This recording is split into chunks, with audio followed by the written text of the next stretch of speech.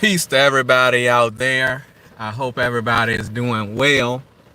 I just wanted to reach out to everyone right now. I been on my mind to do a live about a bunch of stuff that's going on. It's just been super busy and trying to relax and get a peace of mind as well. But um, there's a lot going on in the world today.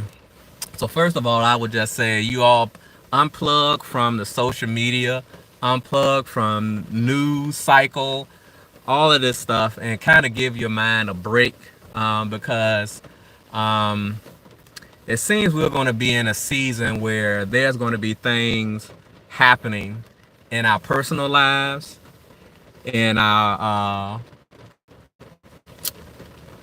cities, in our counties, in our states, and in our country, and in our world constantly.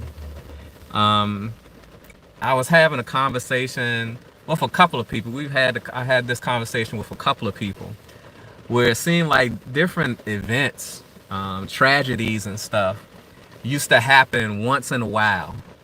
Now it's like every day, and I guess that has more to do with social media, but I think it's an uptick in things happening as well, um, especially personally and on a local and state level, and really nationally now. So I have so many things I want to talk about, but I'm not going to talk about everything for a long time. But I wanted to talk about, first of all, Trump, 47, him taking office, signing a bunch of executive orders. We know about the DEI. We know about the federal workers executive order to go back to work. Everybody that is a federal worker, make sure you talk with your human resources to get the details on that. And I would suggest everybody to read what exactly an executive order is, because it's not law.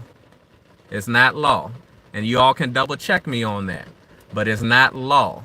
It's a from what I understood, it's a suggestion, a directive, but there are ways around that legally, and your human resources person should know that.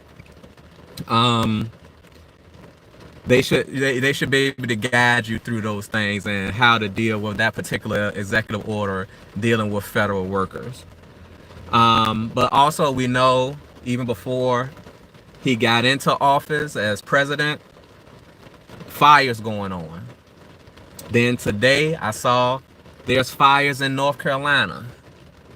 Then we had the plane crash with the Black Hawk, and the plane crash and Reagan right up the road in DC. Then I just saw there was another plane crash in Philadelphia, a small plane that crashed. It's like, it's getting crazy, and I guess it's been crazy, but it's like one thing after the other, man. And you have to give your mind a chance to decompress and not internalize all of this stuff. You have to look out for your mental health.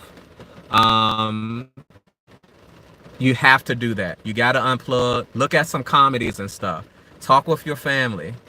Just don't continue to scroll TikTok, scroll Facebook, scroll Instagram. They got Lemon now. Lemon 8, I think, is a thing that's out now because of the whole TikTok, whole TikTok trick. That was a trick. Speaking of TikTok, that was a trick, man. For those of us that deal with computers and stuff to a certain extent, we know what kind of happened there. That was a reset. That was basically a restart of the computer. And now you notice in Instagram, I know they started a while back, that there was a note. You can put a note above your profile picture. Once they did that reboot of basically TikTok, you have that node in TikTok now. So now TikTok and Instagram and Facebook, Facebook now has the node. So all of these things are they've been connected, but they did basically a patch. That's what basically happened. They did a patch, and now all three of these entities are connected together now. And it's very interesting that Zuckerberg, Musk, the CEO of Apple, all of these guys are so-called in Trump's cabinet now. So it's interesting that happened. It's happening physically, the owners of these companies, and now virtually with these different apps, they are connected now. So it's a lot going on. It's a lot going on, and it's a lot to digest. But I would just suggest, like I've been saying, unplug for a while, read a book or something. Like I said, it's healthy to laugh.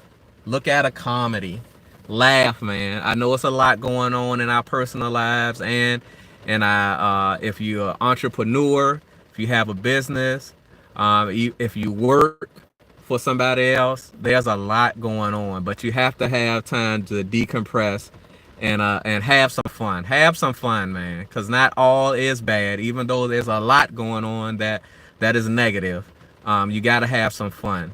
And so I express and I ask y'all to do that. You have to do that for yourself, for your mental health. So yeah, I just ask y'all to continue to stay strong. We know we have this thing with Target. It is on and popping. We are boycotting Target. That's just what it is. That's just what it is. We are boycotting Target right now because of this whole DEI thing. And, you know, we have different people that have products there. The sister Tabitha Brown, I understand what she was saying about going and shopping there, but we have to look out for the masses of people. We support it. I know me and my fans specifically supported. Got one of her air fryers and everything. Matter of fact, a couple of months ago from Target, and supporting her. So I think it was a little bit messed up what she did with the social media, asking us, the community, to continue to go to Target and just buy her stuff. I think it would have been better for her to get people to go to her website directly. Go to the website directly. And where is no middleman. You don't have a middleman. But then comes the issue, depending on what type of contract she has with Target. And you have to remember this. Unless she has some type of business where she's actually manufacturing these air fryers and other, I think she has some spices and stuff now too. Unless she's doing that, she has a business to do that, she has to have another cut. So there's a cut with the manufacturer that they are taking, that she has to deal with. There's a cut between the manufacturer and Target. Target is getting products, whatever products, from whoever her manufacturer is, wholesale. So there are actually 3 cuts or more happening with her products if she doesn't manufacture all of her products with her company. And see, this is our issue with not getting into manufacturing. We have to stop being lazy, man. And this includes myself. I was talking to my wife about this. I do t-shirts. I've been on a hiatus right now because my computer is messing up on me. But I've been on hiatus with making t-shirts, printing t-shirts. And I talked to her about, we need to get into actually buying land where I can grow the cotton and stuff myself. To grow the cotton myself. See, that's the raw material. See, if anything happened, we're getting these shirts wholesale from different places. But if they're not growing the raw material, the cotton, um, if we're into vegetables, the beans, the salads, these things are you have to have land for this. And then if you're manufacturing, once you get the whatever raw material you're making your products out of, you have to manufacture. You have to, they are plants. They are manufacturing plants where you have to process this stuff. And it goes into packaging, whatever, if you're packaging something. Or if you're manufacturing t-shirts, white t-shirts, or whatever t-shirts you want to get. We don't deal with the raw materials. We don't deal with the manufacturing. All basically we're dealing with is almost a finished product. That's where that's where we at in the supply chain. We're almost at the end. If you're doing t-shirts or whatever business you're doing, if you're doing a air fryer, we're at the end. We're doing endorsements deals, and we see these endorsements deals, they can drop you at any minute. They can drop you at any minute because you don't own anything. You're being a representative for something. And a lot of times they're just using us for our community to buy these products where we don't really have any skin in it. It's a couple of people getting some good money, but us as a whole are not benefiting from that. Unless you're going out and doing major community projects and stuff to help your community or whatever. But only doing one person, you're not going to be able to do a whole lot. It's going to be limited. But if you have a manufacturing company where you have land, you have combines to get the cotton or the soybean or the almonds or the cashews or the salad or the spinach. You have the combines, you have the land to get the stuff. You have a manufacturing plant to process these raw materials. Then you really have skin in the game. Because even with the manufacturing, okay, if you're doing soybean or you're doing almonds or you're doing cashews or you're doing salad, the business may not be able to sustain itself. You can change those different manufacturing. If you have the real estate footprint, you can change that. You can get other equipment.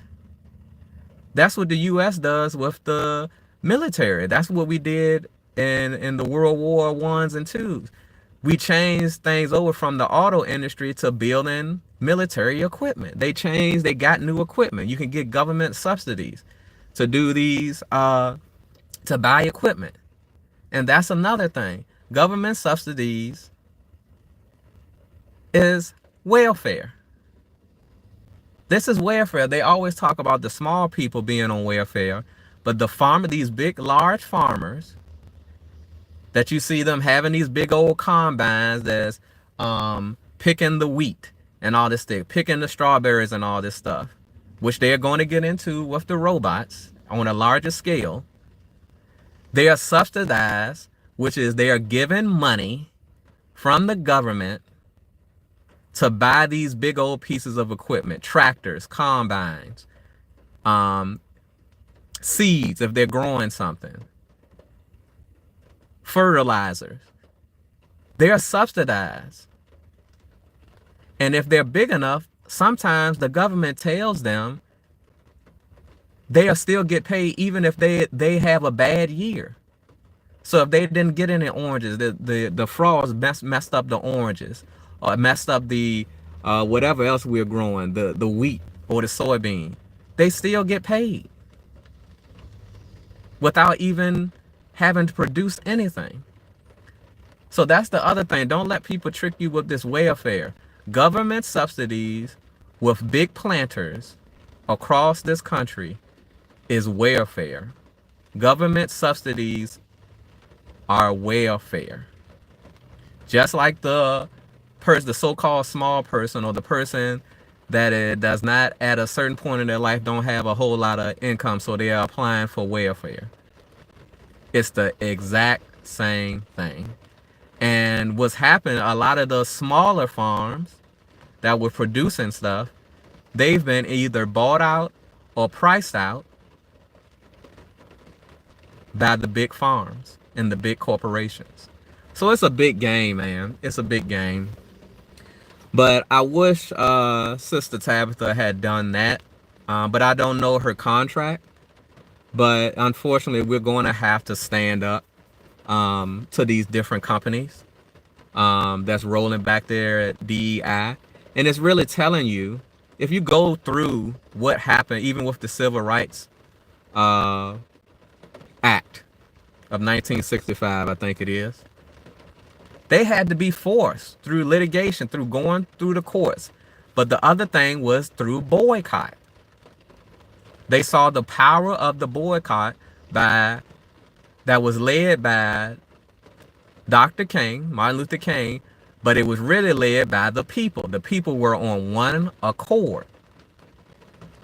And they saw in strategic areas, like with the buses in these big cities, where they could affect the pocket of these different companies, where we're in large numbers.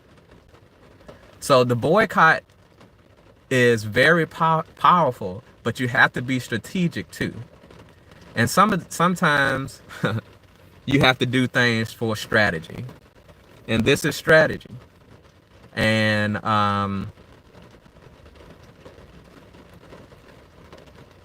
you know, I hope she starts to send people to her website to buy from her directly. And you know, does, you know, whatever her business model is. But we got to do what we have to do, and we have to let the people know and these companies know that you're not going to disrespect us. But it tells you that they really don't want to be bothered. They're really doing this stuff because of a law and because the threat of a lawsuit. That's really what it's telling you, because when they have a choice, they back all these programs up. So it really tells you the mentality. So we have to get into manufacturing. We have to get into recovering raw materials. We got to learn how to drive a bulldozer. I used to do construction. I used to deal with this thing called a lull. It's basically it's like a big tractor, and it's a forklift that extends in and out. I learned how to drive that thing. I looked into possibly learning how to drive the big cranes. You can make big money. I think back then, back in the early 2000s, they were doing like $100 an hour back then. I don't know what it is now. But if you learn skills like that, you can make big money. We have to get into trades. Men, you got to learn how to work with your hands. There's no way around that. You got to know a little something about everything as a man. Because first of all, you don't want to be getting taken advantage of. And you need to teach, if you have boys and if you have girls, you want to be able to show them different things where they're not getting taken advantage of. So man, we got to be able to work with our hands. We got to get our young men into trades. It can't just be sports. It can't just be rapping. It can't just be doctors. It just can't be lawyers. We got to have a whole gambit of different disciplines that we're dealing with for a nation. And we gotta get out of these endorsement deal type things. We gotta get out. Matter of fact, I when I looked it up, it prompted me to look up who the company she was dealing with, and it was called I believe Crux. CRUX is who manufactures her Tabitha Brown's air fryer. but they're actually dealing with a partnership through a black company out of the Bronx. And I forget what the name of the company is, but it's brothers that's dealing with that helped design I believe Tabitha's air fryer. So I hope she's in talk with them to deal with them directly, since Target is tripping. Deal with them directly. If they were the designers, they should have some background on, okay, where can we get raw materials? Who can we partner with to start a manufacturing plant for air fryers?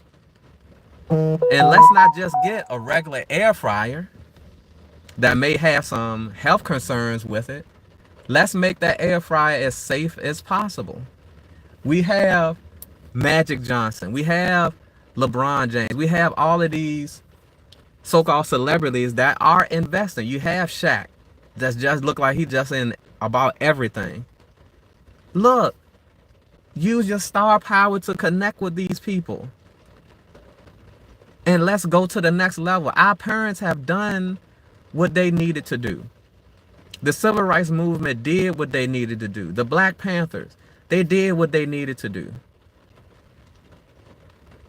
The Diggins for Defense, they did what they needed to do.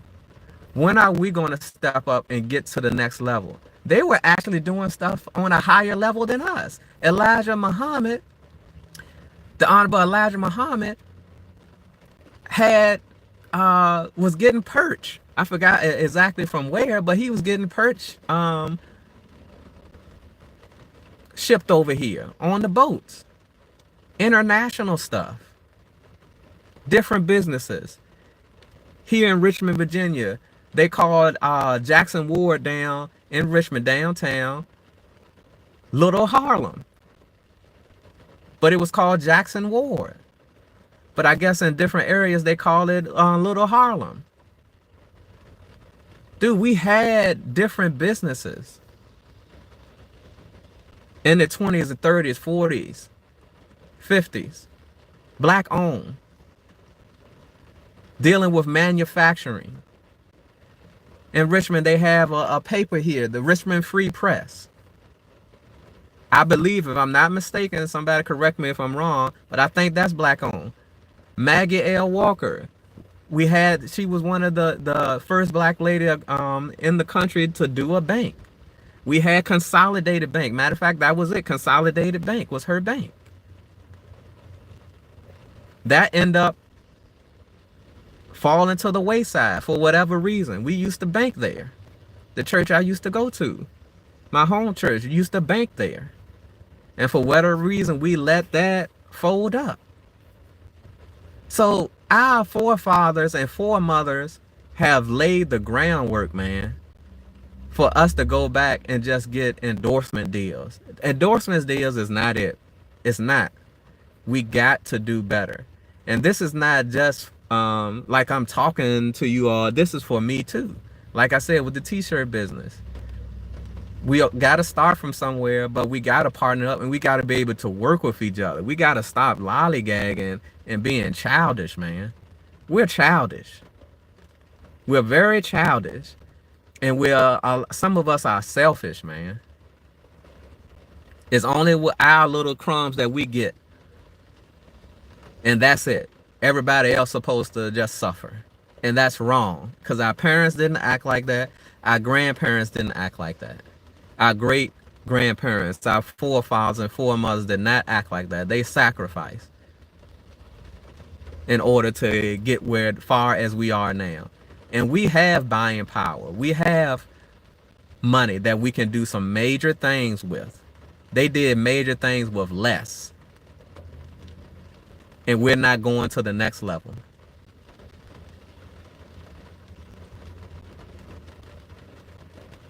The only other thing I'll talk about too, and then I'll get off here. I said I wasn't going to be on here long. We got to change up our organizations too.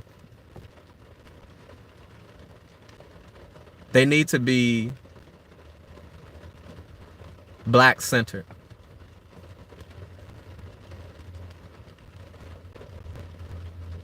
The story is most of us came from Egypt.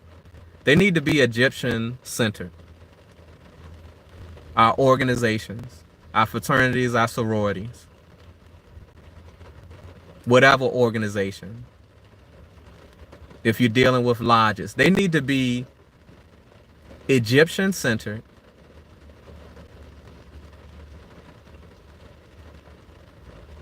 but black centered. Even more, even if we want to be broader, where we're working together. The schools of thoughts working together, not working against each other. Hebrew centered. But it can't be no separation thing. But we gotta get from dealing with the other cultures that we don't come from. We are Egyptian centered. Most of us, a lot of us come from Egypt, come from Ethiopia, that were brought over here, that was stolen over here and sold over here, our forefathers and foremothers. So we need to start, we got to get rid of that Greek stuff. We got to get black oriented organizations. We need to start transitioning these organizations into being more black, Egyptian, Ethiopian, Hebrew. But this, I'm not talking about the so-called conscious community where they fighting each other. We can't do that. We cannot do that. We have to come together and find the common ground and make these organizations, if they're going to still be around, because our young people are joining these organizations, if they're going to still be around and we're not going to get rid of them, they have to be more positive black images and black oriented, specifically Egypt. Because that was, to me, in my opinion, our highest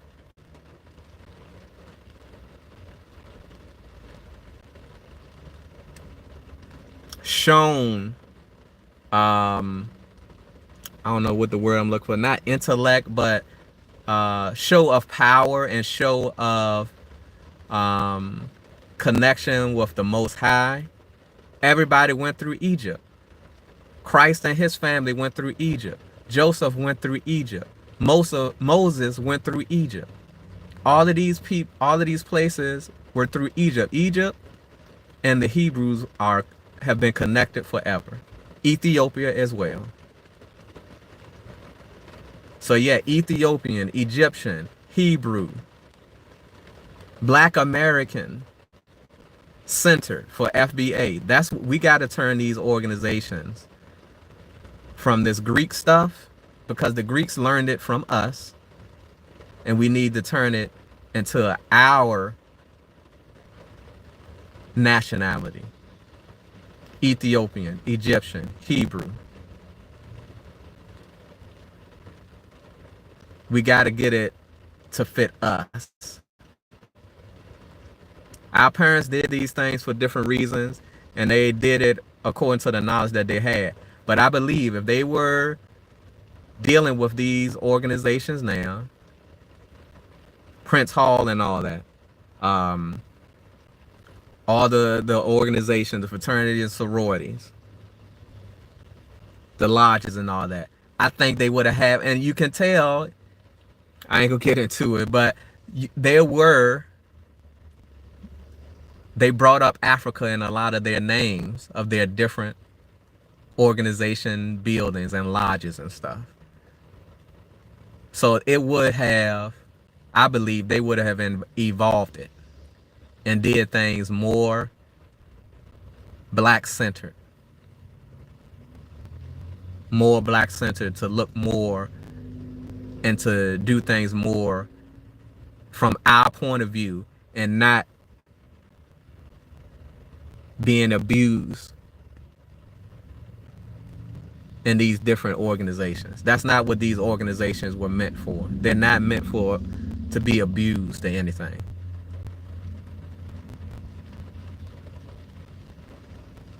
Same thing for the church. We got to elevate the church.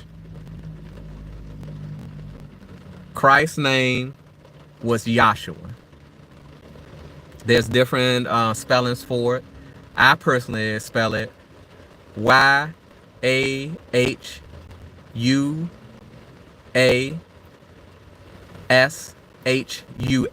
Yahshua. So like for Yahweh, you have some that spell it Yeshua, Yeshua. Some spell it like that. But Christ's name was Yahshua.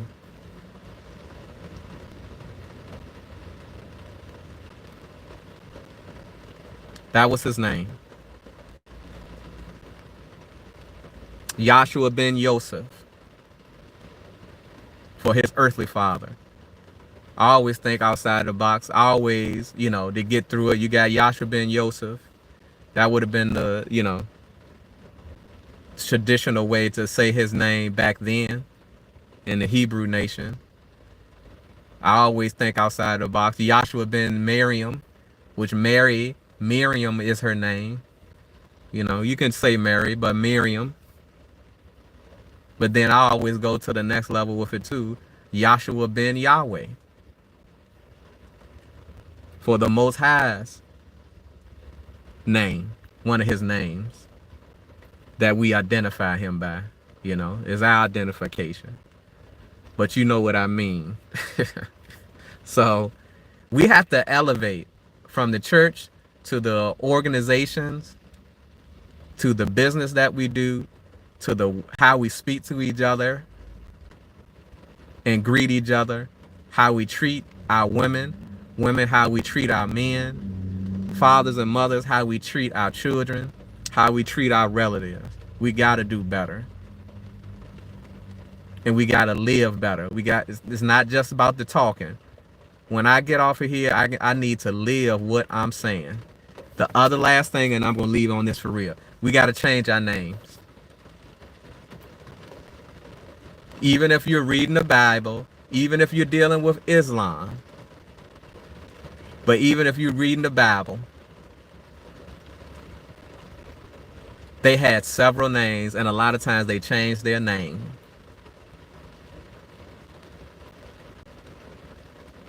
Jacob was changed to Israel, if I'm not mistaken. Abram was changed to Abraham. Like me and Pharaoh, we had a laugh that we did. Shadrach, Meshach, and Abednego, they had different names. They had Hebrew names. We got to change our names. And I'm talking to myself too. We got to change our names. That's another way of showing the world that we're serious.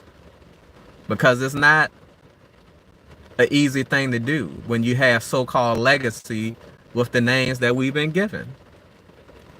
But it's the right thing to do when you're really truly being born again. See, Christ had a name. They say call him Yahshua. But he also had another name, Emmanuel. See what I'm saying? If you really truly want to be born again, and this is just my thoughts, I think changing your name has something to do with it. Because you're really making a true commitment when you go to that extent.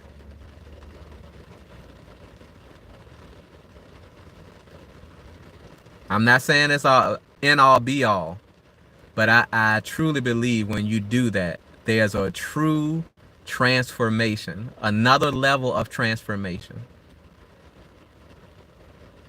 Even when you're dealing with Nazarite and the Nazarite vow, and when they grew their dreads, that's another level of commitment when you're dealing with that.